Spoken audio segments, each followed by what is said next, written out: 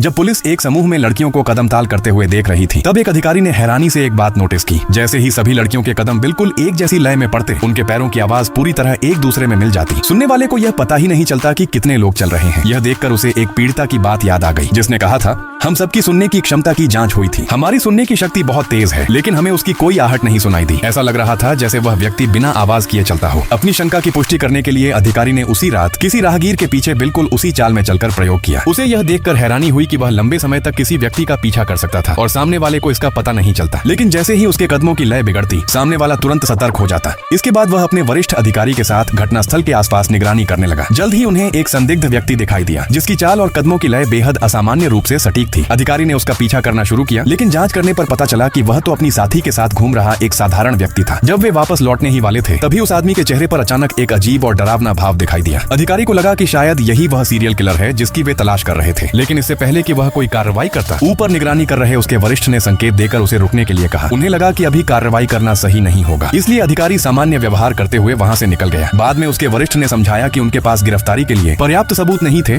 और जल्दबाजी करने से अपराधी सतर्क हो सकता था। जांच में पता चला कि यह सीरियल किलर रात के समय अकेली महिलाओं को निशाना बनाता था। वह उनके पीछे पीछे चलता और अपने कदमों को उनके कदमों के साथ पूरी तरह मिला लेता था। इससे उसके पैरों की आवाज लक्ष्य की आवाज में ही छिप जाती थी और सामने वाले को कभी एहसास नहीं होता था कि कोई उसका पीछा कर रहा है। जब वह किसी सुनसान जगह तक पहुंच जाता, तब वह लेजर पॉइंटर की रोशनी पीड़िता के पैरों पर डालता। अक्सर जब तक महिला को कुछ अजीब महसूस होता, तब तक बहुत देर हो चुकी होती थी। एक मामले में सौभाग्य से एक राहगीर ने समय रहते स्थिति देख ली और पीड़िता को अस्पताल पहुंचा दिया, जिससे उसकी जान बच गई। अपराधी को पकड़ने के लिए अधिकारी ने होश में आने के बाद पीड़िता से विस्तार से पूछताछ की। सबसे हैरान करने वाली बात यह थी कि पीड़िता ने सुनने की विशेष ट्रेनिंग ली हुई थी